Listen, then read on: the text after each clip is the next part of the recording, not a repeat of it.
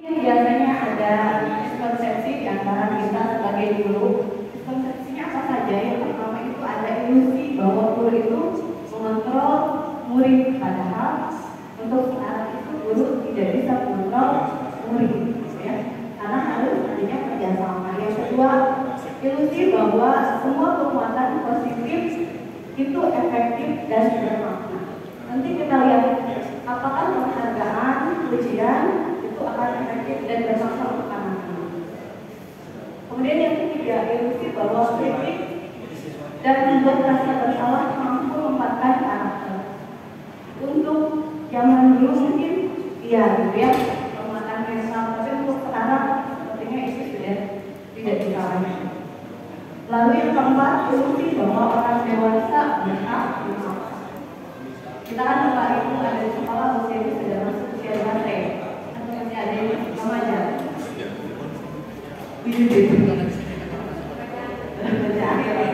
Jadi berasa bahwa kita sebagai orang dewasa berhak untuk memaksa. Kalian harus nyatanya di lapangan itu tidak bisa. Oke. Nah, kita baru tahu dulu disiplin positif itu apa sih?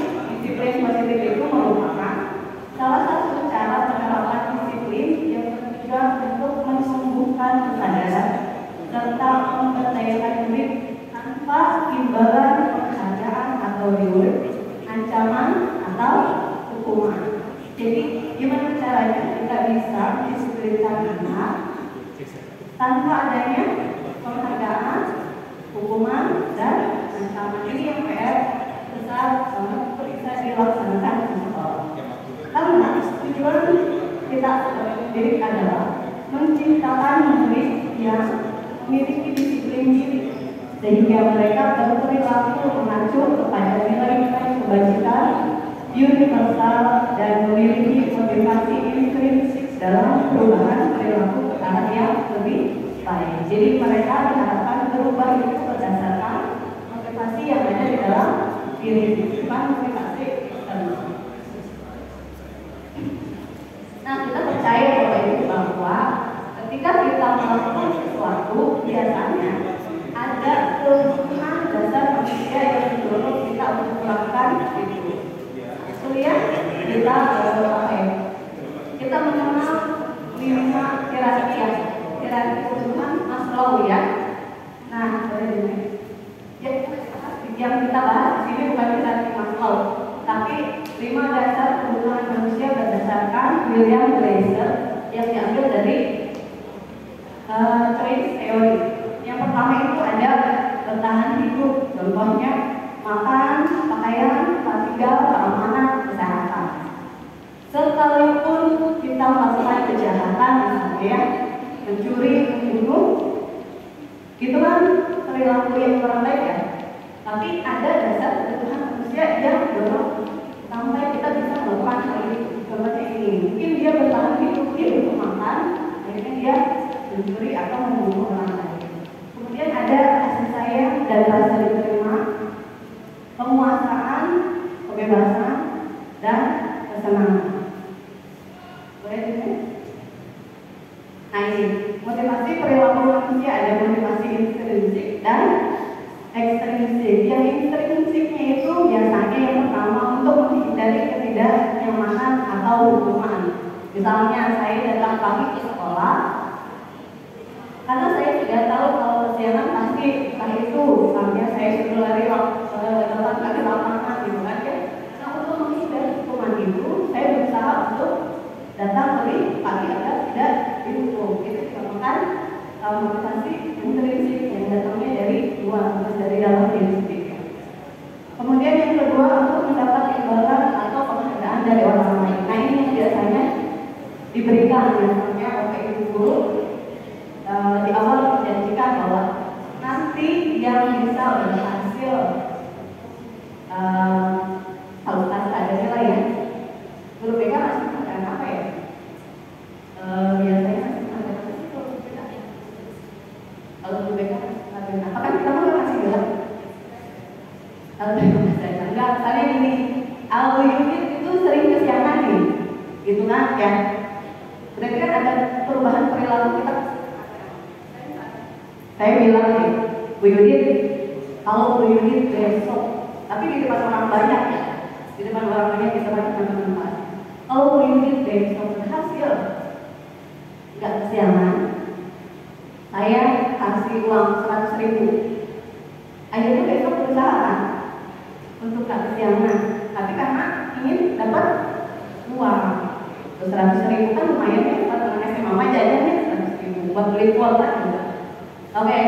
Kemudian yang ketiga ada motivasi intrinsik untuk menjadi orang yang mereka inginkan dan menghargai diri sendiri dengan nilai-nilai yang mereka percaya. Nah ini yang berusaha seharusnya ditumbuhkan kepada anak-anak. Nilai-nilai seperti apa yang mereka percaya? Biasanya nilai-nilai kebajikan universal. Contohnya, saya ngajak dulu ya Bapak Ibu. Boleh nanti tantangan ya. Bapak Ibu yang suka dengan orang jujur, boleh acungkan tangan. Oke. Yang suka dengan kedisiplinan, boleh acungkan tangan. Yang suka dengan kebohongan, boleh acungkan tangan. Ada ya. Yang suka makan rendang, boleh acungkan tangan. Nah, itu kan ada yang ngasih, ada yang enggak. Tapi ketika tadi saya bilang yang suka kejujuran, semuanya acungkan tangan. Itu namanya nilai kebajikan universal, di mana semua orang suka hal itu. Tapi kalau pas ditanya rendang, kan saya kaya. Boleh sini? Nah, Bapak Ibu, nanti akan dijelaskan secara detail ya. Jadi nanti di sekolah itu ada yang namanya hukuman, konsekuensi, dan restitusi. Sebenarnya banyak rinciannya ya, cuman kita ambil singkatnya. Biasanya hukuman itu tidak terencana atau tiba-tiba.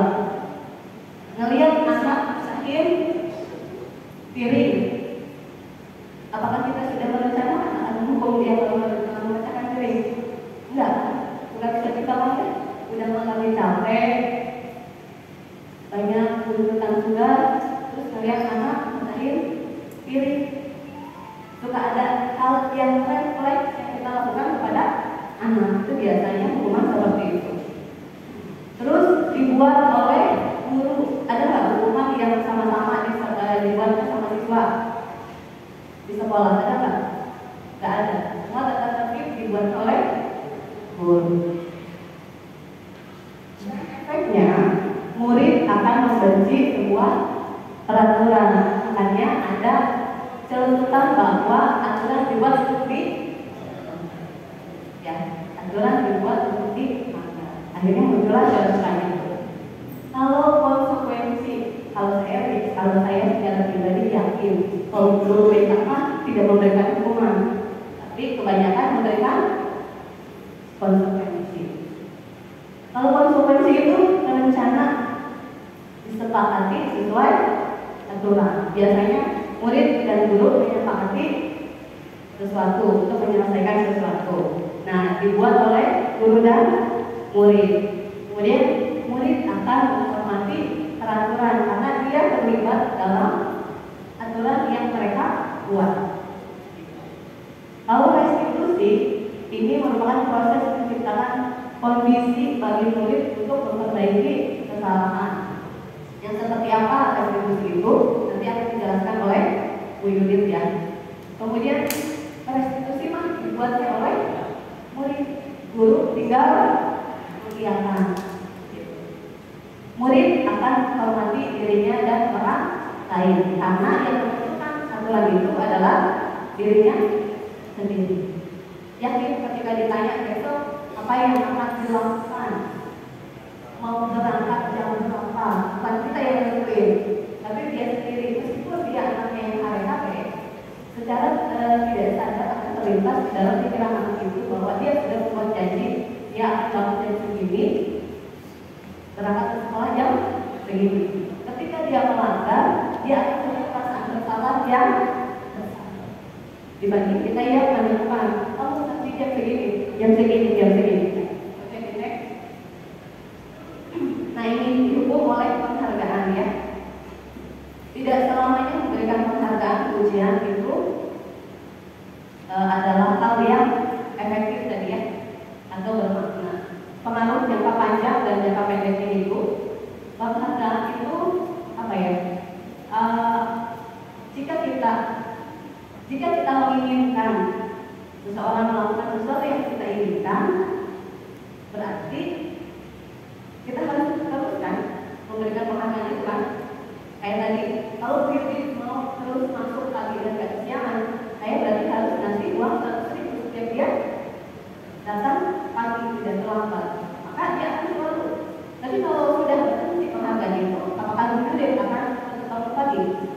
datang ke sekolah lagi belum?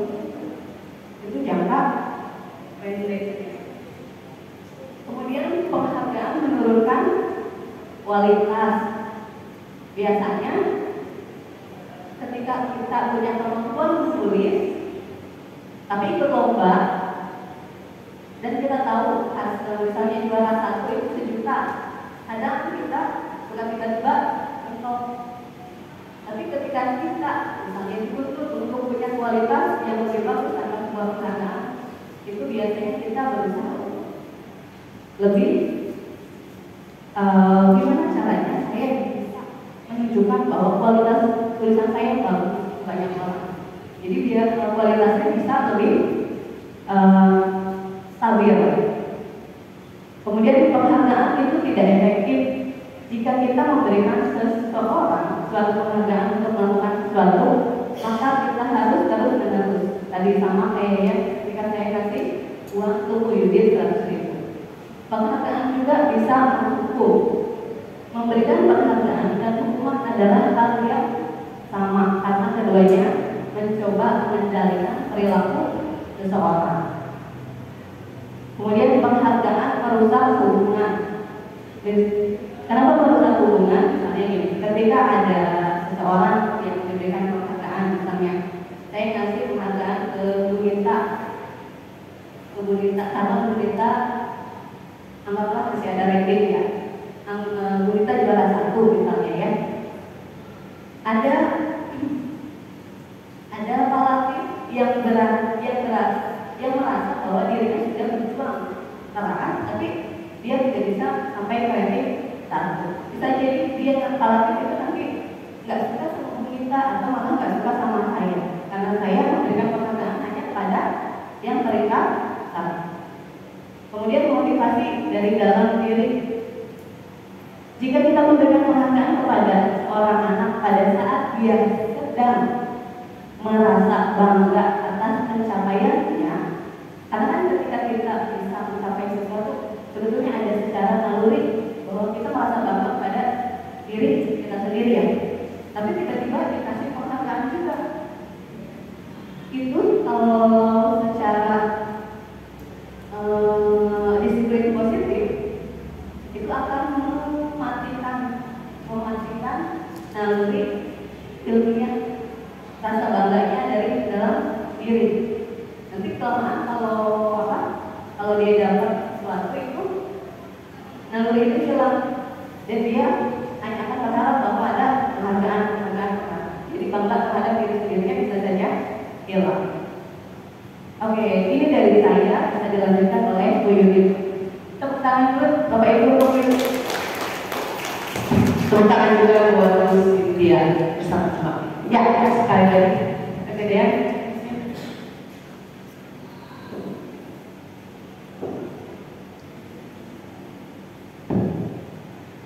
Ya, Bapak Ibu sekali lagi, saya dan Bu Cynthia bukan hendak mengajarkan, tapi kita sharing ilmu yang kami dapat dari guru penggerak. Ya, sekarang kita akan membahas mengenai 5 posisi kontrol guru. Ada sebagai pembuku, pembuat merasa bersalah, teman, pemantau, dan manajer. Mungkin lebih kalau pembuku, ada beberapa guru yang mungkin diberi tugas tambahan sebagai bagian kesiswaan gitu. Ini akan lebih banyak digunakan, tapi kita akan bahas apakah perbedaan di antara 5 ini. Boleh next? Oke, sebagai guru pembuku, cirinya adalah mereka menekankan pada hukuman fisik maupun verbal. Yang pasti tujuannya adalah untuk menerapkan hukuman jika si murid melakukan suatu pelanggaran terhadap tata tertib sekolah. Biasanya guru penghukum itu disingkat sini dengan kalimat patuhi aturan saya, ada awas jika kamu terlambat lagi. Itu adalah satu kalimatnya. Atau kamu selalu aja salah. Itu adalah kalimat-kalimat yang biasanya terucap dari guru yang bersifat sebagai menerapkan kontrol hukum. Yang terakhir pasti selalu yang terakhir selesai. Di sini guru yang menerapkan tipe hukum ini biasanya menerapkan satu bahwa kontrol itu ada di gurunya dengan cara dia. Misalnya kalau siswa memberikan peraturan, tadi kata kata Bu Siti adalah peraturan yang dibuat oleh pihak sekolah atau pihak guru. Artinya memang tidak ada kita mendengarkan apa sih kemauan siswa, bagaimana apakah yang diharapkan dari jabatannya. Itu dari penghubung. Boleh next? Membuat rasa bersalah. Ini biasanya suaranya lebih lembut. Dari kalimatnya terlihat ya, membuat rasa bersalah. Artinya si guru itu berusaha memunculkan rasa bersalah pada si anak. Dengan kalimat contohnya adalah, ibu sangat kecewa sekali pada diri kalian. Udah kata lah, kalau kita digituin sama teman-teman atau teman yang dekat kalian, saya kecewa banget sama kamu. Tetap terasa banget ya, menimbulkan rasa bersalah dari siswa. Atau enggak, berapa kali ibu harus memberitahukan kamu supaya kamu tidak mengulang lagi. Itu kan jadi kelihatan banget kalau dia itu emang berusaha memunculkan rasa bersalah dari siswa yang melanggar tata tertibnya. Tapi itu akan diberikan dengan suara yang lembut, jadi tidak dengan memberikan penekanan yang tegas. Tujuannya itu memberikan rasa bersalah, ya. Jadi kalau dengan guru dengan posisi kontrol membuat bersalah ini akan ada efeknya. Efeknya apa? Siswa itu akan merasa tidak berharga mungkin. Karena apa itu? Tadi kata Bu Cynthia, dia sedang berusaha bisa berbuat prestasi, tapi ternyata dia kan tetap kalah sama teman-teman yang lain. Jadi saya merasa, oh saya berarti ada penghargaan yang kurang kepada diri saya. Terus juga dan bisa jadi kalimat yang keluar dari guru seperti ini bisa membuat trauma si anak. Dengan kalimat seperti kecewa, padahal mungkin dia sudah memberikan yang terbaik, dia jadi merasa, oh saya membuat kecewa sehingga saya merasa, saya kok gini-gini amat dasar. Mungkin dari pikiran sekarang bisa muncul seperti itu. Itu dari membuat rasa bersalah. Next mas, sebagai teman, mungkin bagus ya. Apalagi kita guru BK berusaha menjadi teman siswa. Tapi ternyata ini juga gak bagus. Karena pada saat kamu posisikan sebagai teman, kadang-kadang anak-anak suka lonjak ya.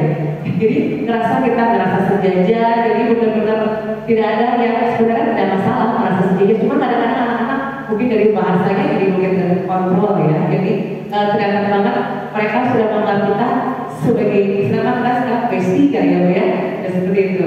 Nah di sini ada tujuannya tidak menyakiti murid pasti, karena kita berusaha memahami apa sih yang dirasakan si siswa. Kemudian berupaya mengontrol murid dengan persuasif. Kita mengajak mereka curhat apa yang mereka rasakan. Jadi mereka merasa, oh iya saya bisa mempercayai guru BK dengan mencurahkan. Apa sih yang saya rasakan? Apa sih yang kira-kira apa yang jadi masalah di sekolah? Jadi mereka merasa telepon karena tidak ada batas. Jadi bisa mengatakan semua apa yang mereka rasakan. Cuman hal negatifnya apa? Jadi bila suatu saat guru itu tidak membantu, anak-anak berpikir, si rumah nggak besti lagi nih, karena nggak mau membantu. Nah itu jadi membuat nilai kita berkurang di mata si anak. Akhirnya ada unsur ketidakpercayaan dari siswa yang tidak mau lagi curhat kepada kita, bisa seperti itu.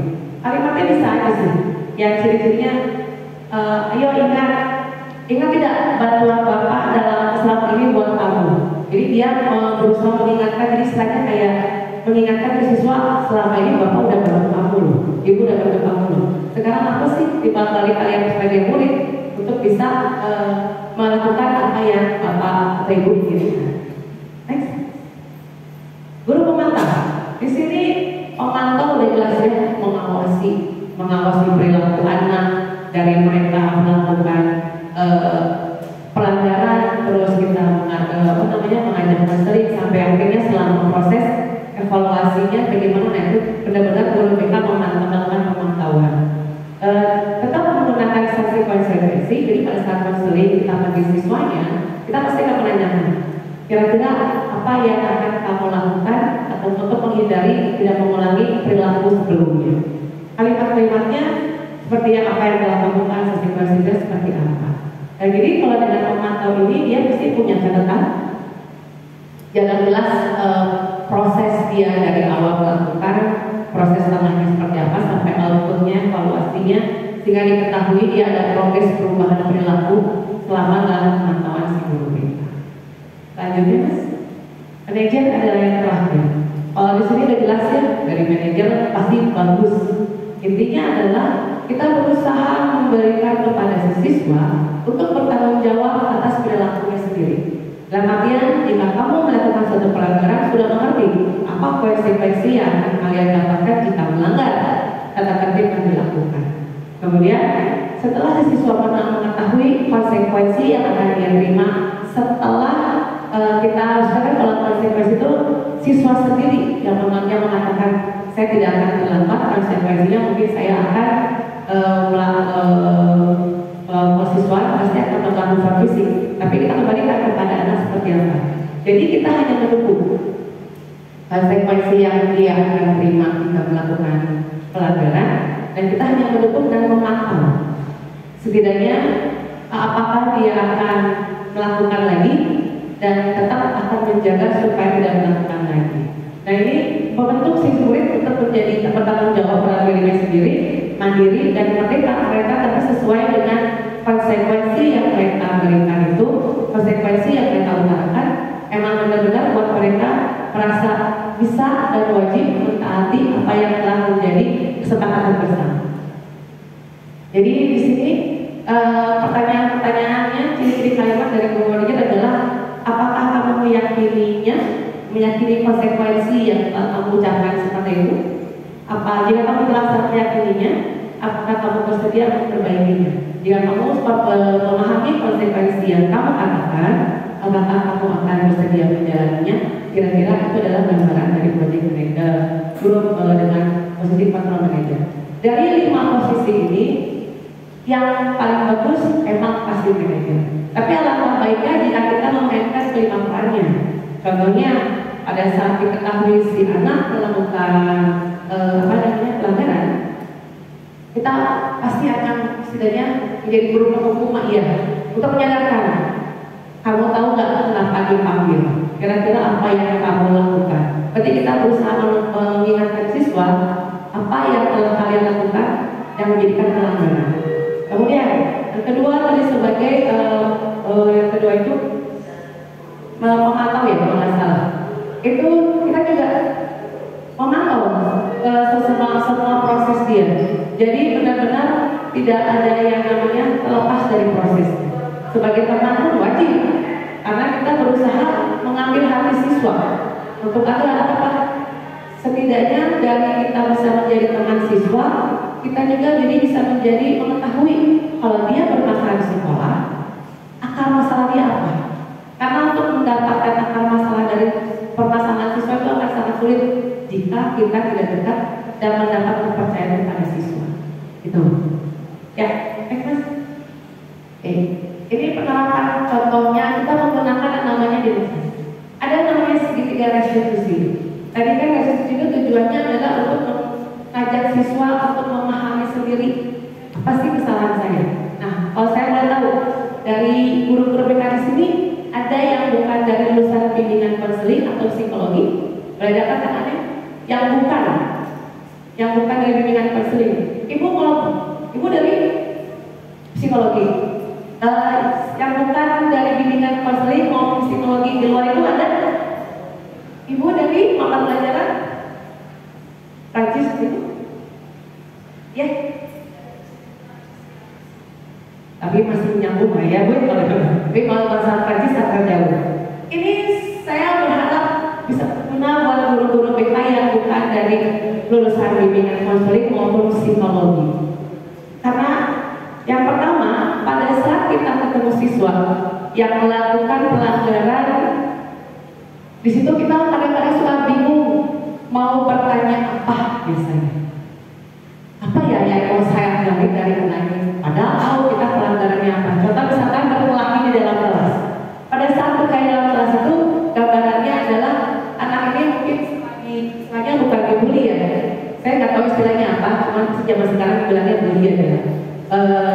Dia mungkin sering si kurus atau si hitam apapun itu pasti bisa jadi bahan-bahan cemoohan anak-anak. Tapi mungkin karena dia merasa terganggu saat itu, dia pasti akan membela diri dengan cara mungkin mendorong temannya yang yang mengganggu dia.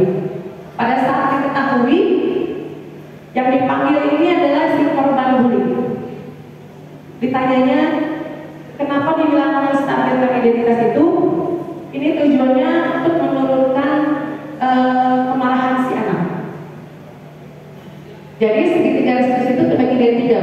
Yang di bawah itu menstabilkan identitas. Yang sisi kiri adalah validasi tindakan yang salah. Yang sisi kanan itu menanyakan keyakinan. Nah, kita tes dulu. Dari menstabilkan identitas ini tujuannya, tadi saya bilang, untuk mengubah identitas anak yang gagal karena melakukan kesalahan menjadi yang sukses. Kan? Ini artinya gini, pada saat anak meluapkan emosinya, dia dapat dikatakan gagal dalam mengolah emosionalnya. Dia tidak meredam kesesakannya dan bersabar istilahnya. Sehingga kita gimana caranya? Nah, tujuan menstabilkan identitas itu untuk meredam rasa kesalnya. Biasanya pada saat kita merasa kesal, otak prefrontal kita ya akan muncul. Jadi akan muncul yang namanya self defense ya. Itu yang akan keluar pada saat dia diganggu. Makanya dia berusaha untuk membela dirinya dengan mendorong temannya. Nah, ini ya membantu anak untuk tenang kembali sehingga proses belajar dan perkembangan bisa dilakukan. Boleh next, Mas? Ini pertanyaan-pertanyaan yang biasanya tidak bisa dikeluarkan oleh guru pada saat untuk menstabilkan identitas. Misalkan bertanya, tadi kenapa kamu di kelas ada kejadian apa? Mungkin yang menceritakan, Bu, si A meledek saya gara-gara saya kesel Bu, makanya saya dorong dia. Kita bisa menstabilkan dengan cara, mendorong itu tidak apa, karena bagian dari kamu untuk bisa bisa membela diri kamu sendiri. Atau emang gak ada manusia yang sempurna ya, tapi kamu tahu kira-kira kesalahan kamu apa di kelas saat itu, biar mengajak si anak untuk berpikir. Kemudian saya juga pernah kesel kok dikatakan seperti itu.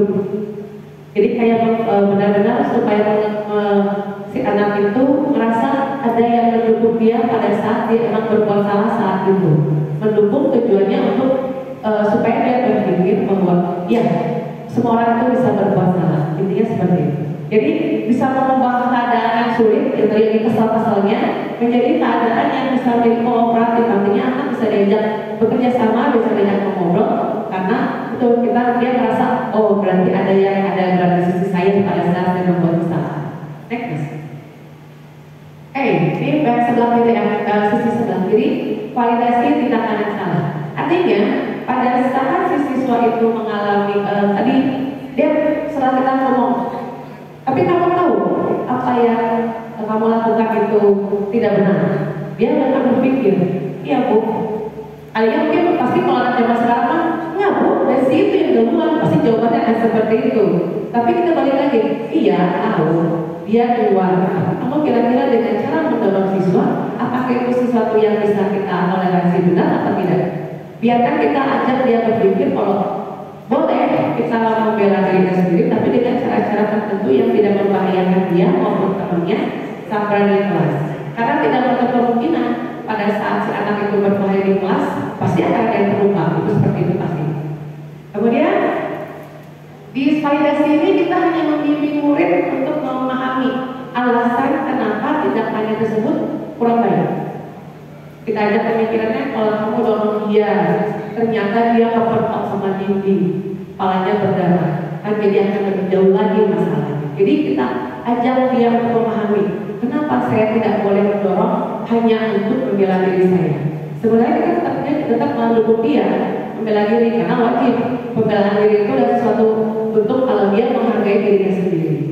Kemudian jika berbuat salah, kalau kita tolak, kamu emang salah karena kamu mendorong. Nah, anak akan menarik diri dari kita.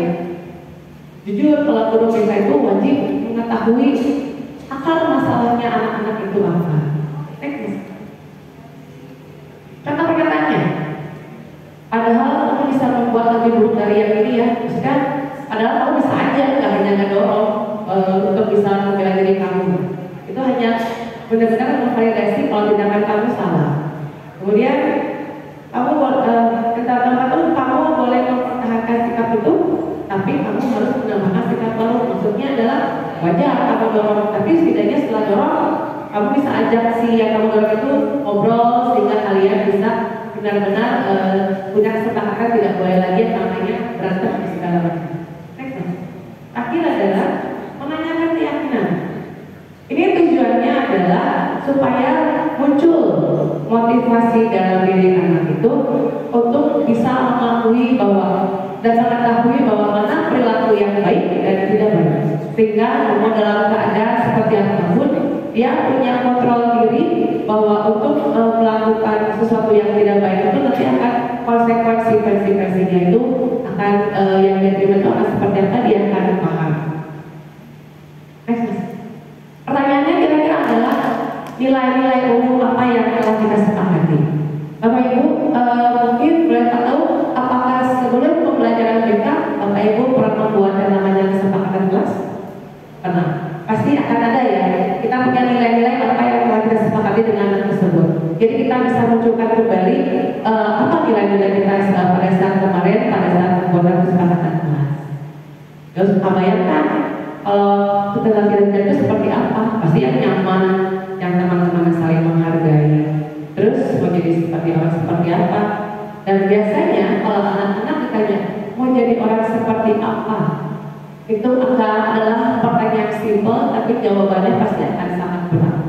Apalagi pertanyaan yang kita ditanyanya adalah kalau setelah lulus kalian mau jadi apa? Itu akan diam 1000 bahasa. Pasti. Karena itu tugas kita dengan menggunakan segitiga resilience tadi bisa mengajak anak, bisa mengajak siswa untuk bisa mengerucutkan apa sih tujuan mereka sekolah. Bagaimana sih kalau mereka bertemu dengan teman-teman yang berperilaku tidak baik? Terus kemana kita bisa mencari bantuan?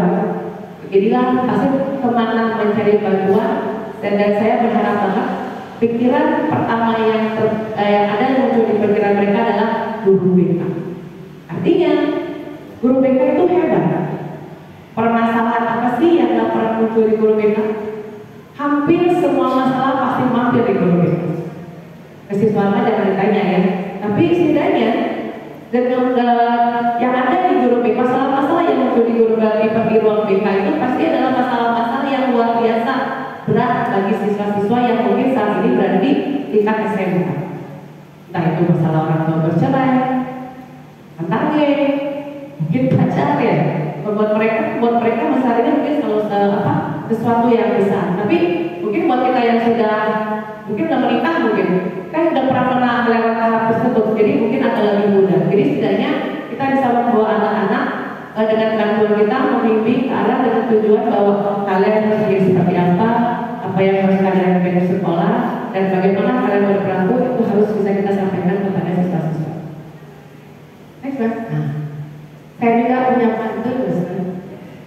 Siang-siang pergi ke kota, jangan lupa beli alpukat. Demikian presentasi kita, semoga bermanfaat. Terima kasih banyak Bapak Ibu, semoga bermanfaat, bisa digunakan di pertemuan bertemu sama anak di SMK pada saat